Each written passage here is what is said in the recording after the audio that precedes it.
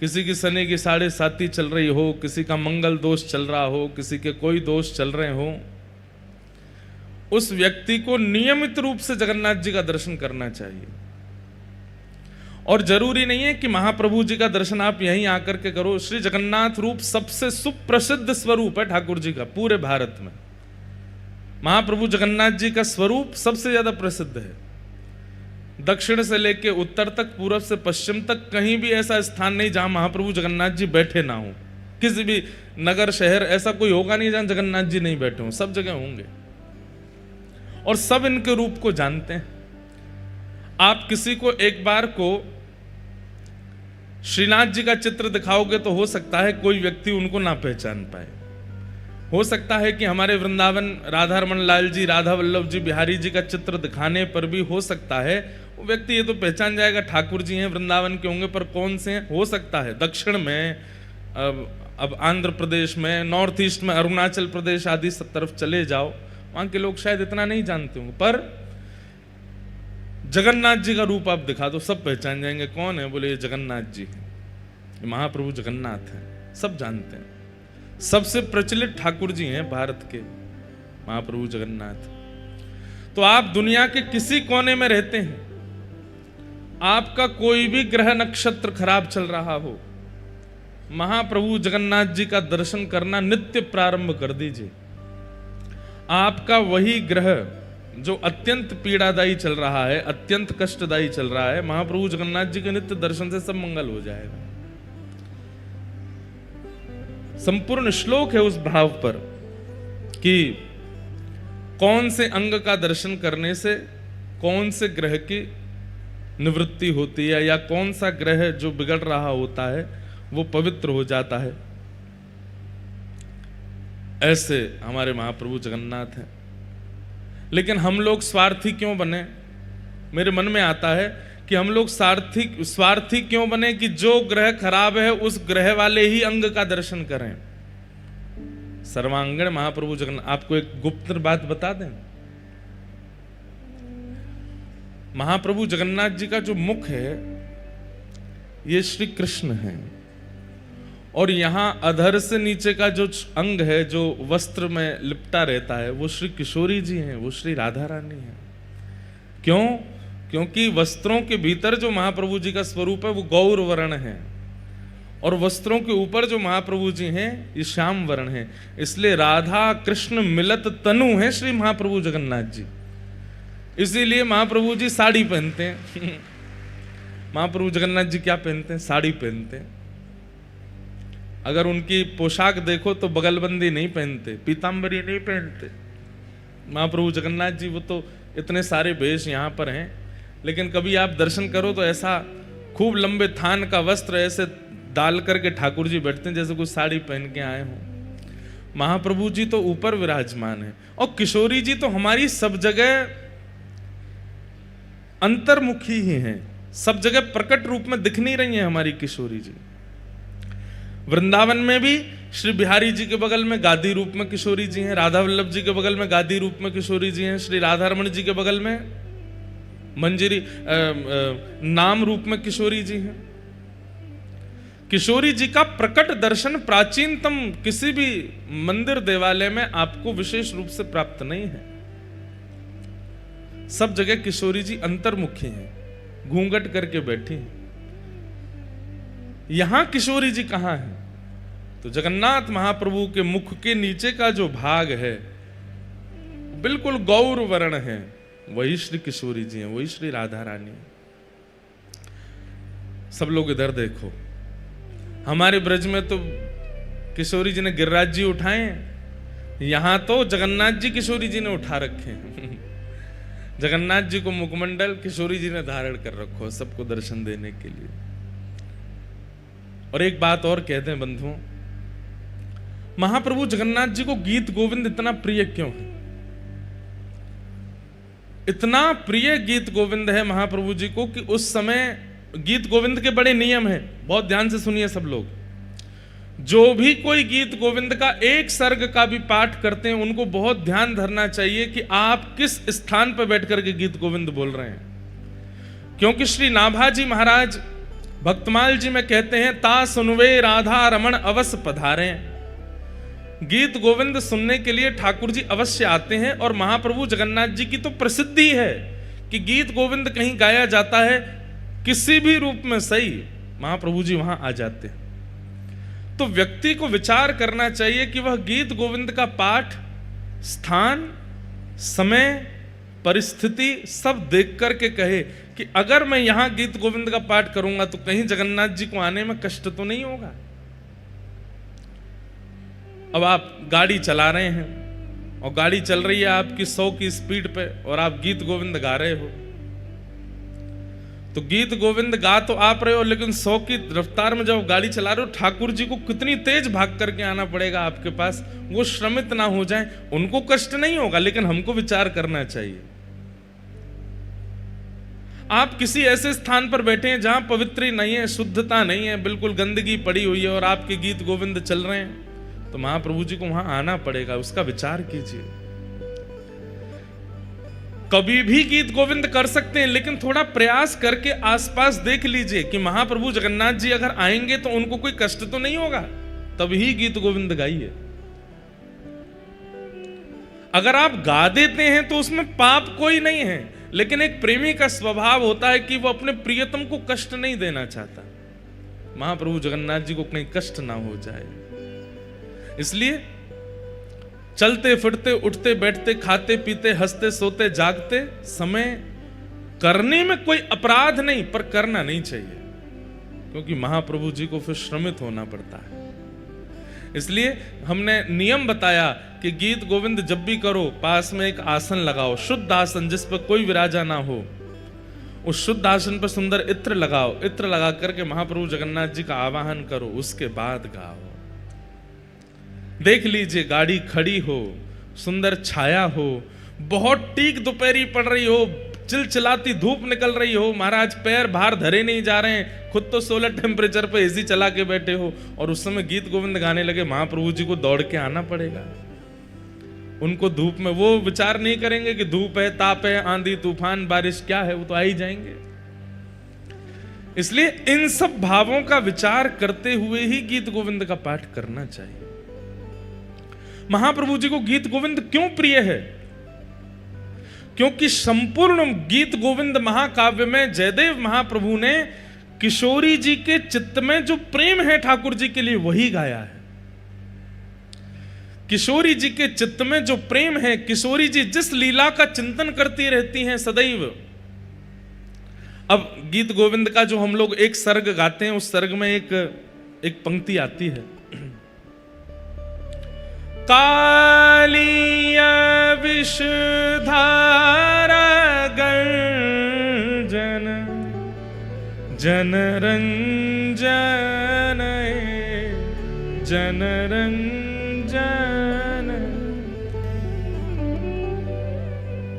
अब यहां पर क्या भाव है कि जब कालिया नाग के फण पर ठाकुर जी नृत्य कर रहे हैं, उस समय जन का रंजन हो रहा है, सब लोगों को सुख मिल रहा है। बहुत ध्यान से सुनिएगा, गीत गोविंद की एक एक पंक्ति उसमें एक लीला छुपी है। पर आचार्यों ने और गुरुजनों ने हमसे मना किया है कि गीत गोविंद का ज्यादा प्रवचन मत कीजिएगा। क्यों? क्योंकि गीत गोविंद में ऐसी अंतरंग अंतरंग बातें हैं कि उन बातों को सबको सुनाने का अधिकार नहीं है। इसलिए गीत गोविंद, कथा आपको सुनाने के लिए, कीर्तन आपको सुनाने के लिए, भजन आपको सुनाने के लिए, कवच आपको सुनाने के लिए, पर गीत गोविंद महाकाव्य केवल ठाकुर जी को सुनाने के लिए होता है। वो ठाकुर जी सुनते हैं, आप उसको समझ नहीं पाएंगे। अब गीत गोविंद में क्या कहते हैं? बोले जब कालिया नाग के ऊपर ठाकुर जी ने नृत्य किया, उस समय जन का रंजन हुआ। अब इसका सीधा अर्थ तो यह है कि ब्रजवासी यमुना जल पान नहीं कर पा रहे थे, गैया जमुना जल पी नहीं पा रही थी, इसलिए ठाकुर जी ने कालिया नाग को भगा करके समस्त ब्रजवासी जनों का रंजन किया, आनंद किया। लेकिन इसके पीछे गुप्त कथा क्या है? गुप्त कथा यह है कि ठाकुर जी जब वंशी बजाते हैं और ठाकुर जी जब गान करते हैं, तब किशोरी जी नृत्य करते हैं। ठाकुर जी बहुत निपुण हैं नृत्य में। ऐसा अद्भुत नृत्य ठाकुर जी करते हैं कि ठाकुर जी के नृत्य को देख करके सब सहचरियां सखियां जो देख लेता है वो देखता ही रह जाता है ठाकुर जी को। ऐसा नृत्य ठाकुर जी करते हैं। लेकिन जैसे ही किशोरी जी नृत्य करना प्रारंभ करती हैं तो ठाकुर जी अपना नृत्य भूल जाते हैं, किशोरी जी को देखते हैं। तब ठाकुर जी ने किशोरी जी के चरणों में प्रणाम करके कहा कि हे श्यामाजू, मुंह पे नेक कृपा करो। बोले कहा कृपा करें? बोले इतना बढ़िया आप नृत्य करो, जे नृत्य मुंह को सिखाए दो। किशोरी जी से कही कि मुंह को नृत्य सिखाए दो। श्यामा प्यारी श्याम को नृत्य सिखावे, श्यामा प्यारी श्याम को नृत्य सिखा। किशोरी जी ठाकुर जी को नृत्य सिखाते। गुरु और सिखाने वाले का एक स्वभाव होता है कि वो शिक्षा देने के बाद अपने शिष्य से कहता है कि अब जो मैंने सिखाया वो हमको दिखाओ, हमको बताओ, परीक्षा दो। तो ठाकुर जी ने नृत्य तो सीख लिया, लेकिन नृत्य सीखने के बाद में किशोरी जी से बोले हे श्यामाजू ऐसे नहीं दिखाऊंगा। बोले तो? बोले काउदना बढ़िया वारो मंच मिलेगा वहां नाच के दिखाऊंगा आपको। तो किशोरी जी रोज प्रतीक्षा कर रही हैं कि कब मंच मिलेगो, कब मंच मिलेगो। जैसे ही ठाकुर जी ने कालिया नाग को यमुना जी से बाहर निकाला, यमुना जी से बाहर निकालते ही ठाकुर जी ने जैसे ही अपने चरण धरे हैं, चरण धरते ही ठाकुर जी के मन में भाव आयो, या तो बढ़िया मंच नहीं मिलेगा, बढ़िया गुदगुदो सो मंच है, जहां चरण धरो वही मुख नीचे है जाए। अपने 1000 फन खोल लिए कालिया नाग ने। ठाकुर जी बोले या तो बढ़िया मंच नहीं मिलेगा, वर्सेटाइल मंच है, बिल्कुल गुदगुदो है। तो बाकी ब्रजवासी तो व्याकुल हो रहे थे। यशोदा मैया ने जब देखी नाग के ऊपर लाला चढ़ गयो तो मैया तो मूर्छित है के गिर गई वहीं पे। अरे मधुमंगल सीता मैया उतार के लाओ, जे सांप के ऊपर चढ़ गो है। ब्रजवासी तो व्याकुल हो रहे थे। तो फिर जयदेव महाप्रभु ने ये क्यों कहा कि जन रंजन है, ये सबको सुख मिल रहा है, यहां तो सब दुखी हो रहे हैं। नंद बाबा, यशोदा मैया, बलभद्र जी सब चिल्ला चिल्ला के लाला नीचे उतरिया। अरे सांप के फने लाला खा जाएगा तो नीचे आ जा। पर ठाकुर जी तो कूद कूद कर नृत्य कर रहे हैं। तांडव गति मुंडन पर तांडव गति मुंडन। हमारे ब्रज का ये पद है, एफ लो। तांडव गति मुंडन पर तांडव गति मुंडन पर तांडव गति मुंडन पर तांडव गति निरतत बनवारी। तांडव गति मुंडन पर तांडव गति तांडव गति मुंडन पर तांडव गति निरतत बनवारी। तांडव गति मुंडन पर निरतत बनवारी। पम पम पम पगन धरत पम पम पम पगन धरत पम फम फम फननि ऊपर पम फम फम बिम बिम बिम बिनती करत बिम बिम बिम बिनती नाग बधू तारी। तांडव गति मुंडन पर तांडव गति मुंडन निरतत बनवारी। तांडव गति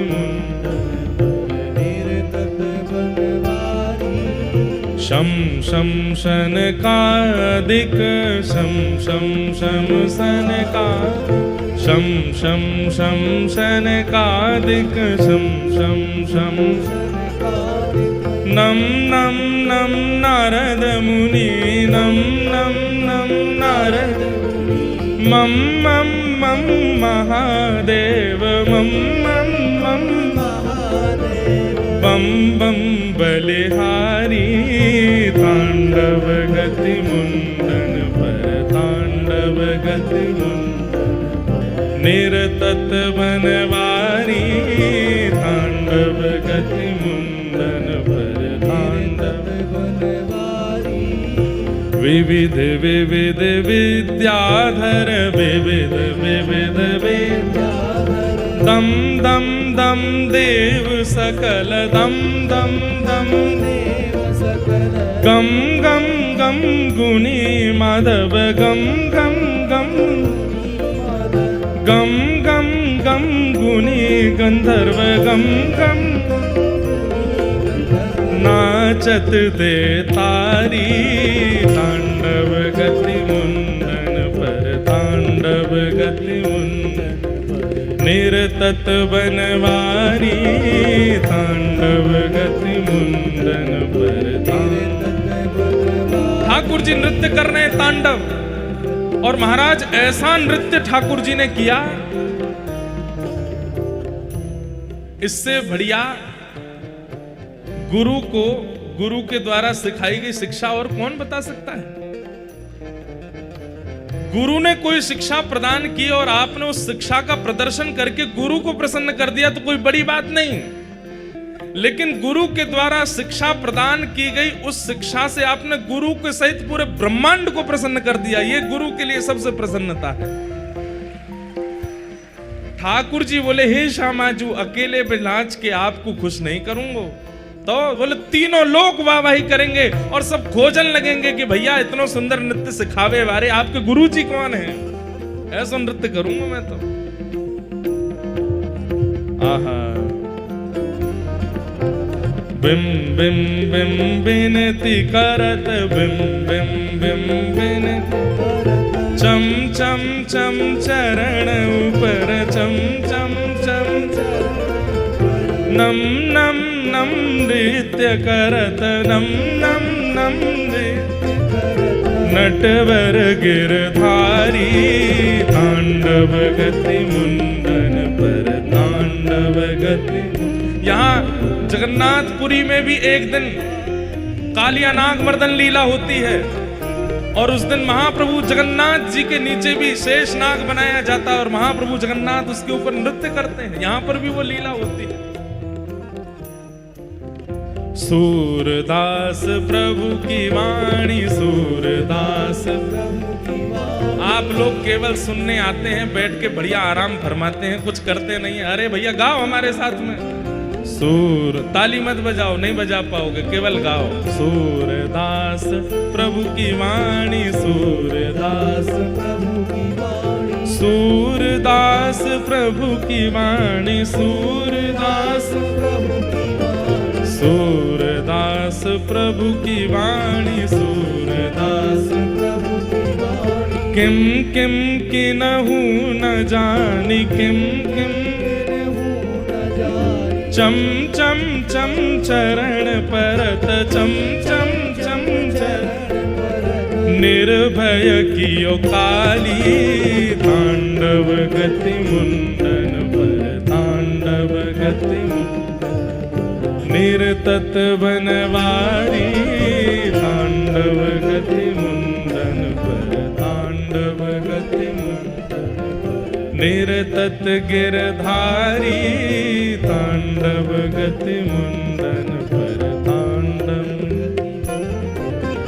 बम बम बम बलि जी जात बम बम बम बलि बम बम बम बलि जात बम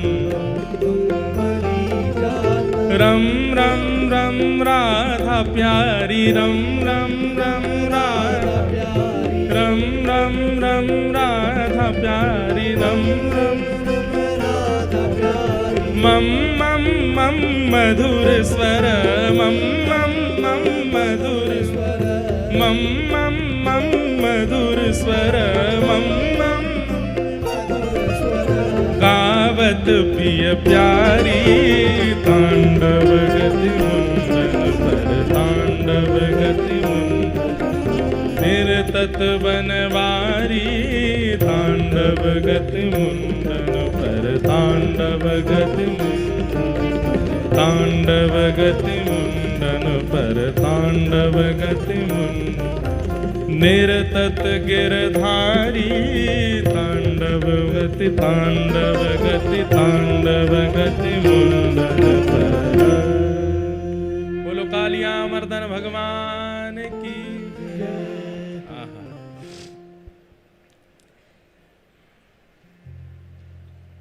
कालिया विषधर गंजन जन रंजन यदुकुल नलिन दिनेश जय जय देव हरे। तो ठाकुर जी कालिया नाग के ऊपर नृत्य कर रहे हैं। उस समय किसका जनरंजन हो रहा है? किशोरी जी का रंजन हो रहा है। और किशोरी जी पीछे खड़ी खड़ी मंद मंद मुस्कुरा रही हैं। आहा, ठाकुर जी ज्यों ज्यों चरण धरते हैं ब्रजवासियों के तो प्राण हलक में आ जाते हैं। ऐसी बड़ी जीव निकार है कालिया नाग। लेकिन किशोरी जी तो ताल दे रही हैं, जैसे कोई गुरु दूर खड़े होकर के ताल देता है, ऐसे किशोरी जी ताल दे रही हैं और ठाकुर जी नृत्य कर रहे हैं। भगवान की इन अंतरंग लीलाओं को, इन रसमयी लीलाओं को प्रकट किया है श्री जयदेव महाप्रभु ने गीत गोविंद महाकाव्य में। इसलिए ठाकुर जी, अभी जब हम ये पूरा प्रसंग गा रहे हैं, जैसे ही मैंने कहा कालिया विषधर गंजन, विश्वास मान लीजिएगा मंदिर में चाहे षोडशोपचार चल रहे हो, लेकिन जगन्नाथ जी दौड़ के पंडाल में आ गए हैं। तुरंत ठाकुर जी आ जाते हैं, अरे कोई गीत गोविंद सुना रहे है। इसीलिए हमने विस्तार से पूरा पद गा दिया कि महाप्रभु जी इतनी दूर से आए तो थोड़ी देर सुन के तो जाएं। और जब आप लोग तो बैठे चुपचाप हमको देख रहे थे, पर हमको लग रहा था सामने कालिया नाग प्रकट हो गया और महाप्रभु जगन्नाथ जी उस पर नृत्य कर रहे हैं, भाव से नाच रहे हैं।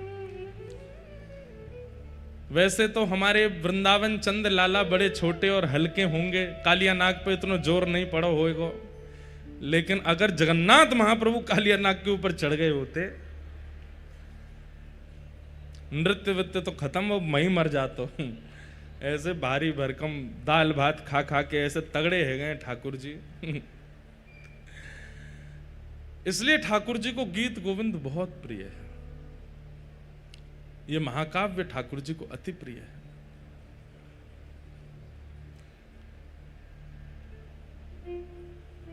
ऐसे महाप्रभु जगन्नाथ जी ये राधा कृष्ण मिलत तनु हैं। आपको पता है महाप्रभु जगन्नाथ जी ऐसी माला नहीं पहनते। ऐसी माला मतलब जिन मालाओं में गांठ लगी हो, जो ऐसे गोल हो, पूरी जोड़ हो, एक ही हो, ऐसी माला महाप्रभु जगन्नाथ जी नहीं पहनते। कैसी पहनते हैं?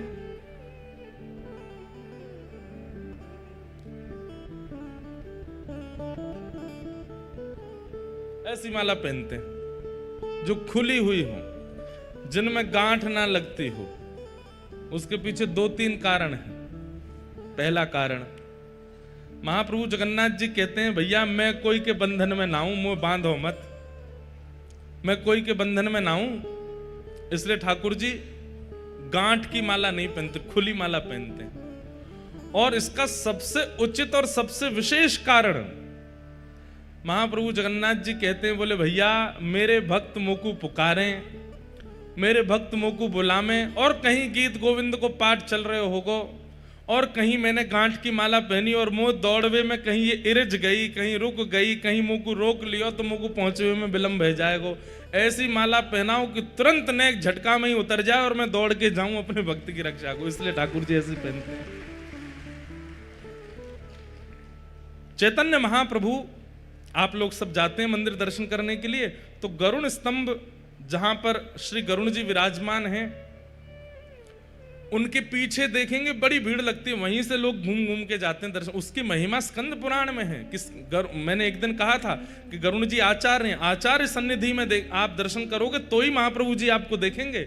बिना गरुण जी के अगर आप दर्शन करने के लिए गए तो आप जगन्नाथ जी को देखोगे, जगन्नाथ जी आपको नहीं दिखेंगे, आपको नहीं देखेंगे, क्योंकि जगन्नाथ जी तो आचार्यों को देखते हैं और आचार्यों की सन्निधि में जो होता है उस पर दृष्टि अपने आप पड़ जाती है।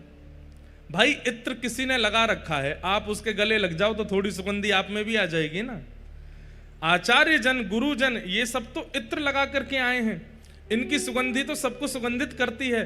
पर कई बार इत्र लगाए व्यक्ति के साथ चल रहा होता है ना व्यक्ति, तो हम लोगों को भ्रम हो जाता है, पता नहीं दोनों में से किसने इत्र लगाया। हो सकता है साथ वाले ने इत्र लगाया हो। तो भक्ति की महक तो आ रही आचार्यों से, पर आचार्य की उंगली पकड़ के जब हम चलते हैं तो ठाकुर जी को भ्रांति हो जाती है कि ये महक आचार्य में तैयार रही है कि संगवारी में तैयार रही है, और इस कारण से आचार्य चरण की वजह से हम पर दृष्टि पड़ जाती है महाप्रभु जी की। गरुण जी आचार्य हैं, उनके पीछे जाकर के जब आप महाप्रभु जी को देखो, भले ही महाप्रभु जी का एक कोना दिखे, एक नेत्र ही दिखे, आप भीतर जाके सर्वांगण जगन्नाथ जी का दर्शन कर लोगे, उसका इतना महत्व नहीं है जितना गरुण जी के पास खड़े होकर के एक छोड़ को देखने का महत्व है। एक अंग ही दिख जाए महाप्रभु जी, तो वहां गरुण स्तंभ श्री चैतन्य महाप्रभु अपने जीवन काल में 2 बार भीतर गए हैं बस।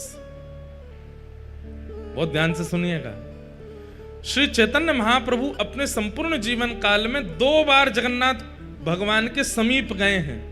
एक बार जब पहली बार आए थे, जब पहली बार मायापुर नदिया ग्राम से श्री जगन्नाथ श्री चैतन्य महाप्रभु यहां पधारे, तो जहां से नील चक्र दिखना प्रारंभ हुआ वहीं से ही चैतन्य महाप्रभु दोनों भुजा उठा करके दौड़ने लगे, और इतनी द्रुत गति से दौड़े कि महाराज खूब प्रयास किया लोगों ने रोकने का, लेकिन नहीं रुक पाए। सिंह द्वार से प्रवेश किया, सिड्डियां ऐसे लांग रहे थे जैसे मानो कितनी इनके बड़े बड़े चरण हो, 4-4 सिड्डियां एक साथ चढ़ रहे थे, और ऐसी द्रुत गति में परिक्रमा लगा करके दौड़ करके आए और भीतर प्रवेश किया। गरुण स्तंभ के पीछे से दौड़ते हुए एक दोहरी पार, दूसरी दोहरी पार, तीसरी दोहरी पार, चौथी दोहरी में भीतर प्रवेश करके महाप्रभु जगन्नाथ जी को अंक से लगा लिया। पुजारी लोग दौड़े, अरे अरे अरे चिल्ला रहे थे सब लोग। यहां पे जब आप लोग भीतर दर्शन करने गए एक आध दिन, भीतर मतलब गर्भगृह में तो नहीं जाना चाहिए, चाहे कोई ले भी जाए तो भी नहीं जाना चाहिए। पहले तो गर्भगृह के दर्शन होते थे, हमने किए हैं गर्भगृह में अंदर जाके, महाप्रभु जगन्नाथ जी को स्पर्श भी किया है। लेकिन हमारे पुरी शंकराचार्य भगवान की आज्ञा कि भाई गर्भगृह में जीवित शालिग्राम है, अगर कोई सामान्य अंदर प्रवेश करेगा तो श्री शालिग्राम भगवान पर चरण रखने का उसको अपराध लगेगा, इसलिए केवल सेवायतों को अधिकार है, वो जा सकते हैं, बाकी किसी को नहीं जाना चाहिए। लेकिन चैतन्य महाप्रभु सीधे दौड़ करके गए और महाप्रभु जगन्नाथ जी को अपने अंक से लगा करके वहीं मूर्छित होकर गिर पड़े। तो जब आप लोग भीतर जाते हैं तब देखा होगा यहाँ के जो सेवायत कर्मी होते हैं वो कैसे चिल्लाते हैं, ए, जोर से चिल्लाएंगे, हाथ में लिए जोर जोर से मारेंगे डंडाओं को, उनको लगेगा कि हम ही पिटने वाले हैं एक देर में। ऐसे चैतन्य महाप्रभु जब भीतर चले गए तो सब चिल्लाए, अरे अरे कौन आया कौन आया कौन आया।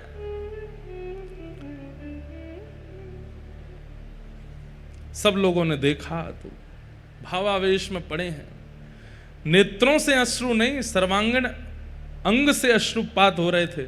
सब लोग उनको उठाने लगे, तभी वहां पर सार्वभौम भट्टाचार्य जी खड़े थे। उन्होंने कहा रुको रुको रुको, स्पर्श मत करो, देख नहीं रहे हो प्रेम के अष्ट लक्षण इनके अंग में से प्रकट हो रहे हैं, शरीर कांप रहा है, आंखों से अश्रुपात हो रहे हैं, इनकी आत्मा इनमें है पर इनका ध्यान यहां नहीं है, इनके नेत्र ऊपर की ओर चढ़ गए हैं, ये प्रेम की अवस्था में पहुंच गए, आप इनको कैसे उठा सकते हैं। तब महाप्रभु भीतर गए। उसके बाद फिर सार्वभौम भट्टाचार्य जी अपने घर ले गए, सब उनके सेवक गण आ गए। उसके बाद महाप्रभु जी ने सदा गरुण स्तंभ के पीछे से ही दर्शन किया। आज भी वहां 3 उंगली दीवार पर बनी हुई है महाप्रभु जी की।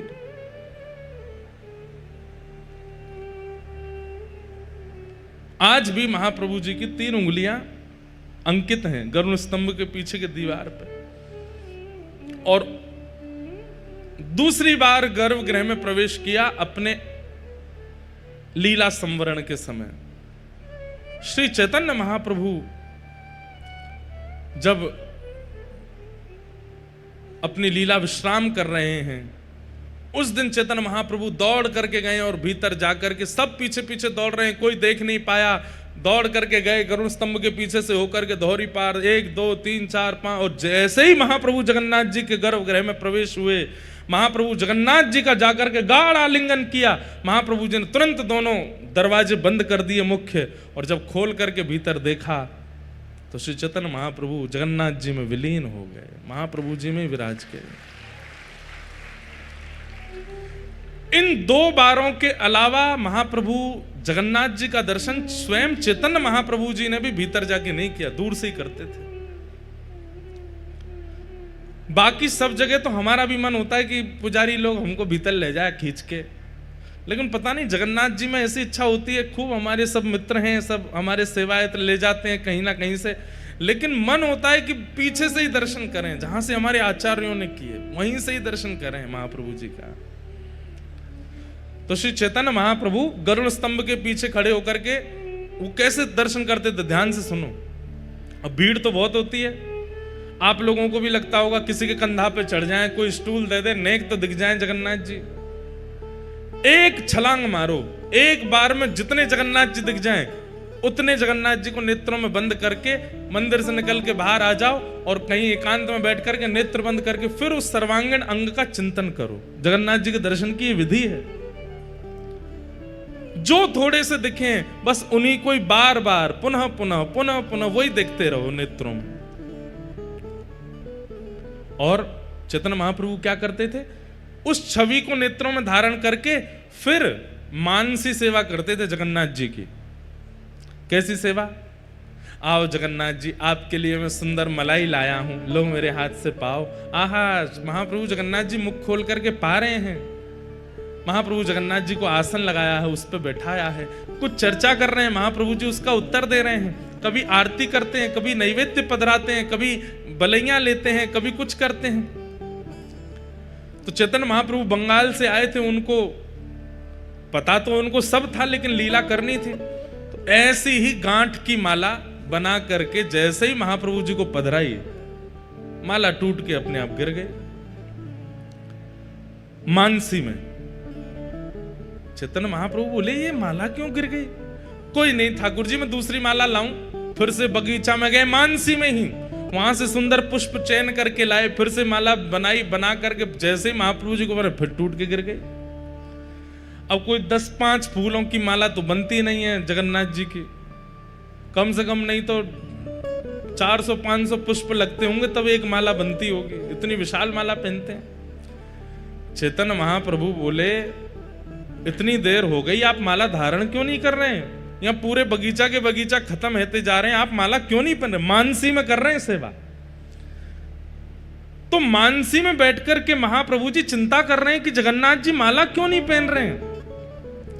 तो यहां 5 सखा हैं श्री जगन्नाथ जी के। कल हमने एक सखा की चर्चा सुनी, श्री बलराम दास। ऐसी एक सखा और हैं, उनका नाम है श्री जगन्नाथ दास। तो वो जगन्नाथ दास जी बाहर घूमते घूमते आए और चैतन्य महाप्रभु के बगल में बैठ करके बोले, आपकी मालाएं बार बार इसलिए टूट रही हैं क्योंकि आप गांठ बांध रहे हो, गांठ खोल करके पहना दीजिए, जगन्नाथ जी धारण कर लेंगे। तो चैतन्य महाप्रभु को यह चिंतन हुआ कि मेरे मानसी में मैं क्या सेवा कर रहा हूं, इसको कैसे पता?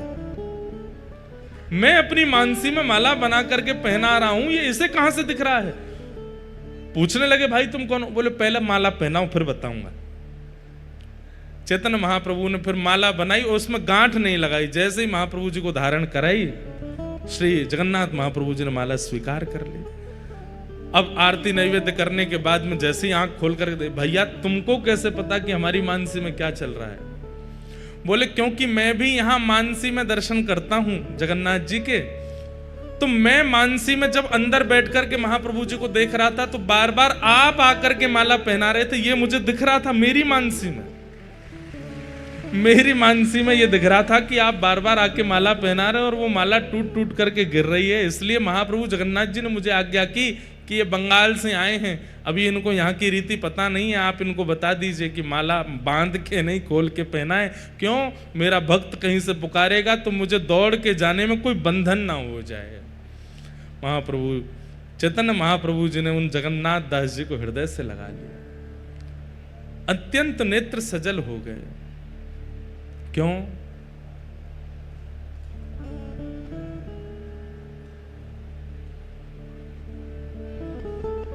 जो हरि को प्रिय है वो हमें अतिशय प्रिय हो जाए तो हरि के भी हम प्रिय हो जाते हैं। समझ में आई बात?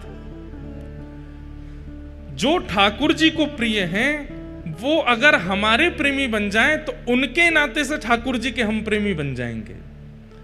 चैतन्य महाप्रभु ने उनको हृदय से लगा लिया, बोले जय हो जगन्नाथ दास जी, आप तो इतने अत्यंत प्रिय हैं श्री जगन्नाथ जी के, आपको सब पता है उनकी मानसी में क्या सेवा होती है, क्या होता है, आप मेरे हृदय में झांक करके देख लेते हैं, मैं आपको प्रणाम करता हूं। तो महाप्रभु जगन्नाथ जी ने, महाप्रभु चैतन्य महाप्रभु ने सदैव जगन्नाथ महाप्रभु का दर्शन गरुड़ स्तंभ के पीछे से ही किया, वहीं से दर्शन करना चाहिए। लेकिन जो शास्त्रों में आज्ञा है कि महाप्रभु जी का दर्शन करने से कौन कौन से ग्रह नक्षत्र ठीक होते हैं, ध्यान से सुनो। भास्करो दक्षिण नेत्रम वाम नेत्रम बधूपमन मंगल नासिका क्षेत्रम बुद्ध अधर मेव च बृहस्पति तिलकम च स्वर्णमंडितम शुक्र चतुष्कृण पुत्र शनि सर्वांग विस्तार राहु किरीट रूपम च मकराकृत रेव च कस्तुष्व भुजंगाकारं कुंडली नागरूपक एवं च नव समाहार ग्रह रूपी दनार्दनम। दाई आंख में सूर्य का निवास है। श्री जगन्नाथ महाप्रभु की दायना नेत्र जब आप देखते हैं तो आप साक्षात सूर्य का दर्शन कर रहे हैं। बाएं नेत्र में चंद्रमा का निवास है, ये दोनों सूर्य चंद्र हैं। जगन्नाथ महाप्रभु की जो नासिका है ये मंगल ग्रह है। जिनको मंगल दोष हो वो खूब सर्वांगीण अंग का दर्शन करो, परंतु बार बार महाप्रभु जी की नाक ही देखते रहो, आपका मंगल ग्रह पवित्र हो जाएगा। और अधर बुध ग्रह है, ये मुखमंडल अधर जो है ये बुध हैं, इनका दर्शन करने से बुध पवित्र होते हैं। महाप्रभु जगन्नाथ जी का तिलक जो है ये गुरु बृहस्पति ग्रह हैं, ये बृहस्पति हैं। तिलक का दर्शन करने से बृहस्पति ग्रह मंगलकारी हो जाते हैं।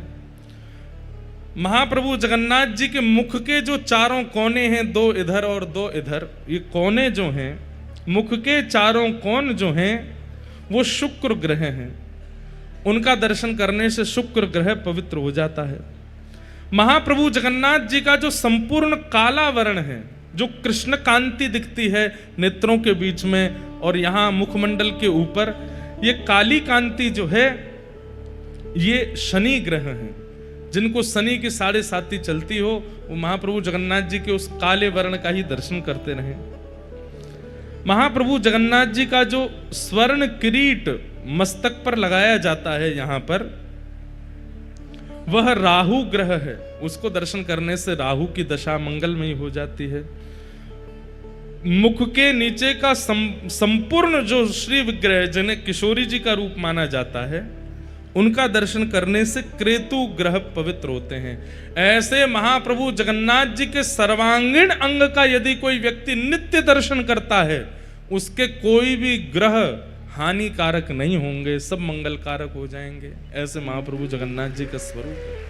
इसलिए आप दुनिया के किसी भी कोने में रहिए, महाप्रभु जगन्नाथ जी का नित्य दर्शन किया कीजिए और इसी भाव से करो। पहले दोनों नेत्रों का दर्शन करो, फिर अधर का दर्शन करो, फिर ठाकुर जी के चारों कोने का दर्शन करो, फिर काली माँ का दर्शन करो, नासिका का दर्शन करो, सर्वांगण अंग में यहाँ पर जो स्वर्ण किरीट उसका दर्शन करो, तिलक का दर्शन करो, फिर नीचे के अंग का दर्शन करो। सर्वांगीण जगन्नाथ जी को देख करके नमस्कार करके अपने कार्य में प्रस्तुत हो जाओ। आपके सारे ग्रह प्रतिकूल क्यों होते हैं? क्योंकि ग्रह को जो अनुकूलता आपसे चाहिए वो उन्हें मिल नहीं रही है। जैसे शनि की 7.5 बुरी नहीं होती, कई लोगों की शनि की 7.5 होती है, वो उन 7 सालों में ही चरम स्थिति को प्राप्त कर लेते हैं यदि उनके काम अच्छे होंगे तो। ग्रह का प्रसन्न होना बहुत आवश्यक है, और इन ग्रहों को प्रसन्नता मिलती है जब महाप्रभु जगन्नाथ जी का सर्वांगीण अंग का व्यक्ति दर्शन कर लेता है। ग्रह सब अनुकूल हो जाते हैं। ग्रह कहते हैं भैया इसको काय को परेशान करें, काय को दुखी करें, छोड़ो या को, ये जगन्नाथ जी को है को या कि सब मंगल मंगल करो। तो ऐसे महाप्रभु जगन्नाथ जी हैं, उन्हें हम बारंबार प्रणाम करते हैं। बोलो महाप्रभु जगन्नाथ की। नंदस्त्वात्मज उत्पन्ने जाताह्लादो महामना, आहूय विप्रान् वेद ज्ञान स्नातः सुचिरलंकृतः, वाचयित्वा स्वस्तेनं जात कर्मात्मजस्य वै, कारयामास विधिवत् पितृदेवार्चनं तथा। नंद बाबा के लाला भयो है। कल तो कितने आनंद आए भैया, जो लोग आज आए हैं कल नहीं आए थे, अब हम उनको क्या बताएं कि कल उन्होंने क्या गवा दिया। कल इतना सुख महाप्रभु जगन्नाथ जी ने कराया, अनुकूल वातावरण हो गया, मंदम मंदम जलधारा आकाश से गिर रही थी, यहाँ दधी काना मचा था। अब तो हमारी प्रसिद्धि हो गई, हर कथा में यजमान कहते हैं दधी काना करो। मैंने कि भैया सब जगह नहीं होता है, जहाँ पे हमको सुख मिलता है वहीं करते हैं, जहाँ पे हमारे लाल जी का मन होता है वहीं होता है। मन था। और वैसे एक बात बोलें, जितने भी हमारे उड़ीसा के वैष्णव जन यहाँ कथा में आ रहे हैं, कौन कौन है जो उड़ीसा से कथा में पधारे? हाथ ऊपर करो। देखो कितने सबरे उड़िया वासी हैं। आप सब लोगों के लिए हम एक और खबर सुना दें। आगामी वर्ष की स्नान पूर्णिमा पर हम पुनः कथा करने के लिए जगन्नाथपुरी आ रहे हैं, और स्नान पूर्णिमा से एक दिन पहले कथा विश्राम होगी। एक दिन पहले कथा विश्राम हो जाएगी, और फिर स्नान पूर्णिमा जब अपनी स्नान वेदी पर आकर के महाप्रभु जगन्नाथ जी बैठेंगे, सब लोग जाएंगे, बढ़िया प्रेम से महाप्रभु जी का दर्शन करेंगे, स्नान यात्रा होगी, और ऐसे हम लोग यहाँ सुख, वहाँ जगन्नाथ जी को स्नान करा के आएंगे, और फिर यहाँ वापस जहाँ पे भी कथा होगी, जिस भी स्थान पे कथा होगी, वहाँ पे पंडाल में आके फिर गिरधर लाल जी की स्नान पूर्णिमा करेंगे, उनको स्नान कराएंगे, और फिर महाप्रभु जगन्नाथ जी, फिर गिरधर लाल जी के स्नान के बाद फिर हम सबरे जाकर के महोदधी में स्नान करेंगे। तो ऐसा क्रम बन रहा है कि महाप्रभु जगन्नाथ जी की स्नान पूर्णिमा पर इस बार कथा का क्रम। स्नान पूर्णिमा पता क्या है? श्री जगन्नाथ जी का हैप्पी बर्थडे है, जगन्नाथ जी का जन्मोत्सव है। महाप्रभु जगन्नाथ जी गुंडीचा महारानी के यहाँ पर जो इस विग्रह में प्रकट हुए, वो स्नान पूर्णिमा के दिन ही हुए, और उस दिन महाप्रभु जी का जन्मोत्सव माना जाता है। तो बहुत जल्दी है, अब तो कुछ ही महीने रह गए हैं, फिर आएंगे महाप्रभु जी के सामने, खूब बढ़िया मधुरतम आनंद करेंगे, कथा सुनेंगे, और फिर प्रयास करेंगे। वैसे तो देखो स्नान पूर्णिमा और रथ यात्रा इतनी भयंकर चिलचिलाती गर्मी पड़ती है जगन्नाथपुरी में, और गर्मी तो गर्मी पड़ती है, इतने पसीना आते हैं हमने तो अनुभव किया है कि शरीर शांत ही नहीं रहता है। ऐसा लगता है कि स्नान पूर्णिमा वाले दिन जगन्नाथ भगवान नहा करके खींच गए हों, रुक जाओ दारी क्यों, तुमने इतना नहाया हो, मुझको रुक जाओ, तुम्हारे अंग ते जल जावेगो नहीं, नहाते ही रहोगे। ऐसी गर्मी जगन्नाथपुरी में पड़ती है कि नहाते ही रहते हैं यहाँ पे। लेकिन एक बार स्नान पूर्णिमा पे कर जाएंगे, और फिर उसके अगले साल, या वैसे तो 28 तक सब कथाओं का क्रम है, लेकिन बहुत जल्दी फिर रथ यात्रा पर भी कथा करेंगे। पूरी रथ यात्रा में यहाँ विराजें, और कथा का समय रखेंगे रात्रि 10 बजे से 2 बजे तक क्यों? पूरे दिन तो रथ यात्रा में रहेंगे, सोने का काम नहीं है, निद्रा हम लोगों से बहुत दूर रहती है पूरे दिन रथ यात्रा करेंगे, रात में कथा सुनेंगे, और 1 घंटा 2 घंटा जितना सत्संग हो जाए अच्छा है। उस दिन सब बस बातें ही किया करेंगे, आज रथ यात्रा में क्या अनुभव किया, आज महाप्रभु जी क्या कर रहे थे, आज जगन्नाथ जी का कैसा भाव था।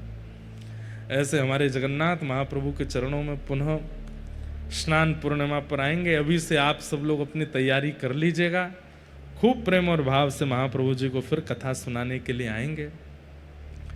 नंद बाबा के लाला भयो, सब ब्रजवासी आनंद में भर गए और आनंद में भर करके नंद रानी यशोदा को बधाई दे रहे हैं, मैया यह धन धर्म ही ते पायो, नीके राख यशोदा मैया नारायण घर आयो। अरे मैया तेरे घर साक्षात नारायण आए हैं, या तू नीके राख, नीके मतलब संभाल के रख मैया।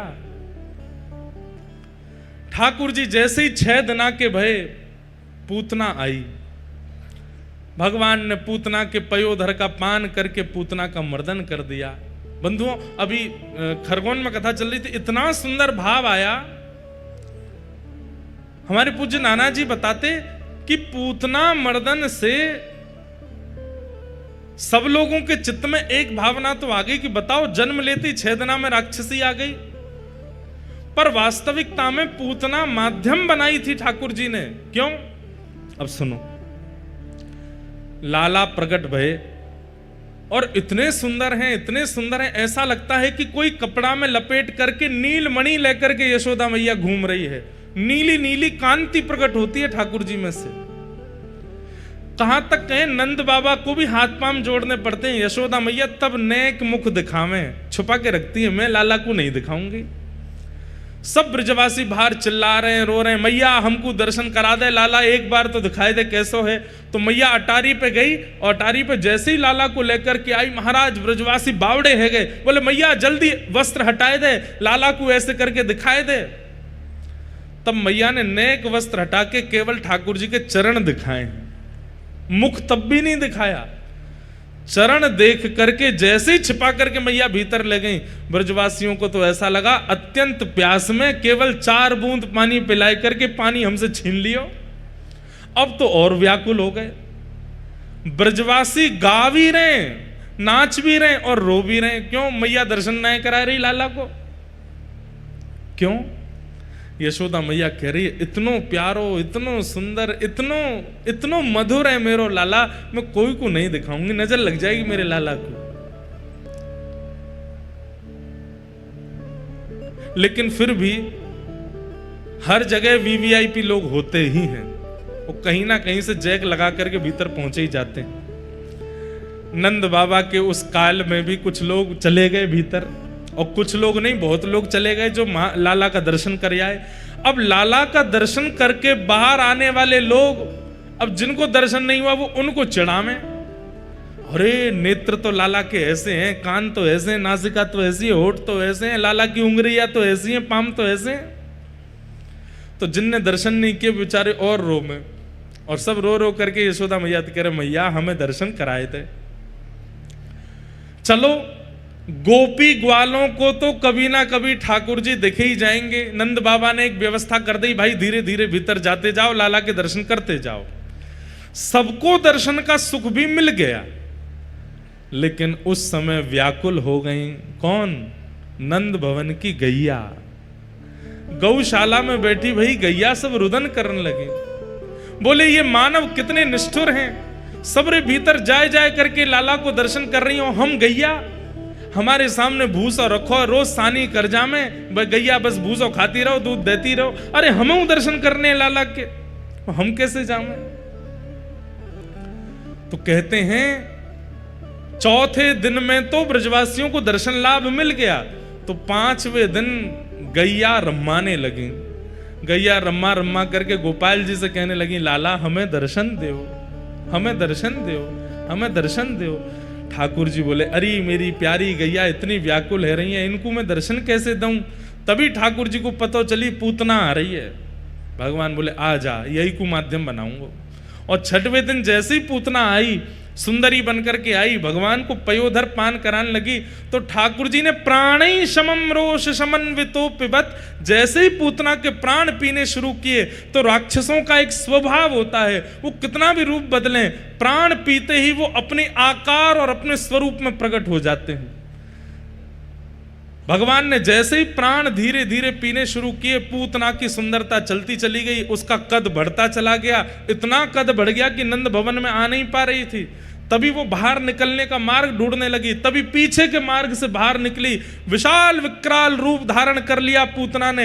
और जैसे ही विशाल पूतना बनी है, पयोधर पर ठाकुर जी लटके हैं, तो दूर दूर तक जितने लोगों ने ठाकुर जी का दर्शन नहीं किया था और गौशाला में बैठी गैयाओं ने दर्शन नहीं किया, सब ने नेत्र उठा करके देखा और गोपाल जी के सबको दर्शन हो गए थे,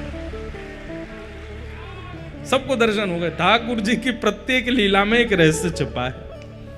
पूतना मारना विशेष नहीं था, ठाकुर जी बोले ऊंची सिड्डी चाहिए मुझको, कहां जाऊं, कोई ऊंची मंजिल वाली इमारत चाहिए जहां ते मैं सबन को दिख जाऊं, तो बोले लग जाए यही को बनाऊं।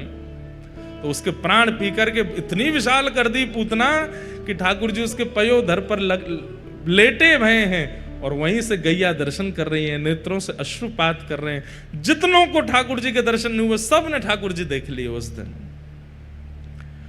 पूतना मरी, मरने के बाद जब सब ब्रजवासी गए तो लाला को लेकर के सब ब्रजवासी के मन में आई कि लाला को नजर तो नहीं लग गई होगी, अरे मैया तुम्हारे लाला को नजर लग गई होगी।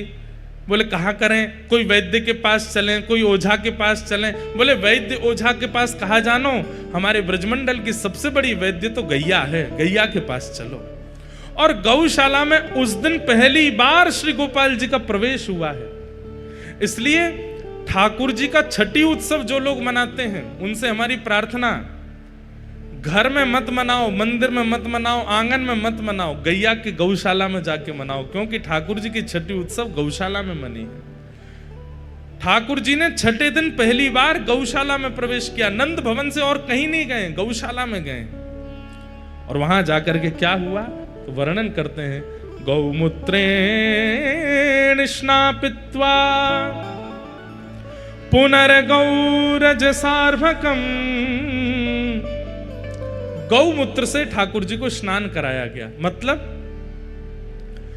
ठाकुर जी क्षमा प्रार्थी हैं, गैयाओं से कह रहे हैं अरे गैया जे सबरे ब्रजवासी मेरो दर्शन कर ले गए, सबरे मानव मेरो दर्शन कर ले गए, पर मेरी वास्तविक मैया ने मेरो दर्शन नहीं कियो, मैं तुमको दर्शन देवे आया हूं। और जब हम किसी के सामने कृतज्ञ होते हैं तो क्या करते हैं, दीन बनते हैं। बहुत ध्यान से सुनना, हम किसी के सामने जब कृतज्ञ होते हैं तो हम दीन बनते हैं। जैसे किसी ने हम पे बहुत बड़ा उपकार किया और हम रिटर्न में उसको धन्यवाद नहीं कह पाए, तो वर्षों बाद वो व्यक्ति मिलता है तो हम क्या करते हैं, अरे भैया आपने हमारी बहुत, हम आपसे कुछ हम तो दे भी नहीं पाए, आपके चरण छूते हैं, आपको प्रणाम करते हैं, इसको कृतज्ञता कहते हैं। तो ठाकुर जी गैयाओं के सामने अति कृतज्ञ हो गए और अति कृतज्ञता के रूप में ठाकुर जी ने क्या किया, बोले इनके मूत्र से मुझे स्नान कराओ, गौमूत्रेण स्नापित्वा। ठाकुर जी ने मूत्र से स्नान किया और गौमूत्र से स्नान करने के बाद पुनर्गौरज सार्वकम, गैया के चरणों की रज उठा उठा करके गोपियां, अब देखो गोपियां तो अपने मन से क्रिया कर रही हैं, पर वास्तविक में गोपियों का मन नहीं है, ये ठाकुर जी की योजना है। गोपियां कह रही मैया गौमूत्र से स्नान है, अब लाला को नजर नहीं लगेगी। तब दूसरी गोपी बोली अरे नाय मैया, मेरा तो मन ऐसा कहवे, लाला की प्रत्येक उंगली प्रत्येक अंग में गैया की रज और लगाओ, जितनी अलाय बलाएं नजर होंगी सब चली जाएंगी। गोपियां अपने मन से क्रिया कर रही हैं, पर ये सब तो ठाकुर जी कृतज्ञता कर रहे हैं कि 6 दिन आते मैंने तुम्हें दर्शन नहीं दियो, मेरा अपराध स्वीकार करो। तो ठाकुर जी ने गौमूत्र से स्नान किया और गौरज उठा करके माथे से, अंग से, हस्तकमल से, नाभि से, चरणों से, सब जगह ठाकुर जी लगा रहे हैं। उस समय 9 लाख गायों के नेत्रों से अश्रु प्रवाह हो गया। कितने प्यारे हैं ठाकुर जी, सबका विचार करते हैं। अरे आप कहेंगे ये तो फिर भी चैतन्य है, ठाकुर जी जड़ पर भी कृपा करते हैं। आगे आप कथा सुनेंगे, ऊखल में बांध दिया जब यशोदा मैया ने, 2 वृक्ष खड़े थे, नलकूवर और मणिग्रीव, बंधुओं एक बात बोलें, अधिकतर तीर्थों में, धामों में जितने भी वृक्ष हैं वो सामान्य वृक्ष नहीं है। तीर्थों में, धामों में जितने भी वृक्ष हैं वो दो रूपों में हैं। बहुत ध्यान से सुनिएगा। पहला, या तो कोई ऋषि, या तो कोई भक्त, या तो कोई महापुरुष, उनकी इच्छा थी कि मैं सदा इस धाम में रहूं और इसका कभी त्याग ना करूं, ऐसी कृपा मुझ पर कर दो। और इसी भाव से उन्होंने भजन किया, तो उनके भजन के प्रभाव से ठाकुर जी ने उन्हें वृक्ष बना करके भेज दिया। बोले रहो अब सदा यहीं रहो, लोगों को छाया रूप में सेवा करते रहना और हमारे धाम। आप कहेंगे किसने मांगा ऐसा वरदान? उद्धव जी। आशा महो चरण रेणुज श्याम हम श्याम वृंदावने किमपि गुलमलतौषधीनाम। उद्धव जी महाराज कहते हैं वृंदावन का पौधा बना दो, वृक्ष बना दो। क्यों? ताकि जब जब हवा चले तो इन ब्रजवासियों की रज उड़ उड़ करके मेरे तन को पवित्र करते रहे। तो किसी भी तीर्थ धाम में कोई भी वृक्ष है, अगर तीर्थ के क्षेत्र के भीतर उसका प्राकट्य हुआ है तो इसका मतलब या तो वो कोई ऋषि है, संत है, वो तीर्थ धाम में अखंड निवास की भावना से वृक्ष बन करके आए। पहली बात। और दूसरी बात, कई बार भक्तों से अपराध बन जाता है, कई बार ऋषियों से अपराध बन जाता है, कई बार वैष्णवों से अपराध बन जाता है। तो उस अपराध का उन्हें दंड यह मिलता है कि वो तीर्थ में वृक्ष बन के खड़े होते हैं। धूप, ताप, वर्षा सब उनको सहनी पड़ती। इसलिए तीर्थों में, धामों में जो भी वृक्ष दिखते हैं उन सबको प्रणाम करो, क्योंकि वो निश्चित ही कोई भगवत भक्त ही है। नल, कुंवर, मणिग्रीव ये कौन है? कुबेर के पुत्र। इनके द्वारा एक अपराध हुआ था और उस अपराध के कारण नारद जी ने इनको शाप दे दिया कि तुम जाकर के वृक्ष बन जाओ। और यही दोनों गोकुल में वृक्ष बन के खड़े थे।